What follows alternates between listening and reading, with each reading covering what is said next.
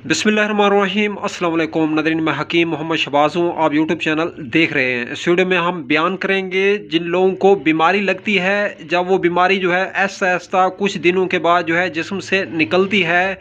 बीमारी की एक मुद्दत होती है, किसी की जो है 1 माह होती है, किसी की 15 दिन होती है, किसी की 1 दिन होती है, किसी की 1 साल होती है। जब बीमारी के अयाम जो है कटते हैं तो नींद में जो है क्या नज़र आता है इंसान को, रात को सोते वक्त बीमार आदमी को, तो वो सुबह के टाइम जो है सेहतमंद महसूस करता है और उस पर जो है फिर दवा जो है असर करना शुरू कर देती है।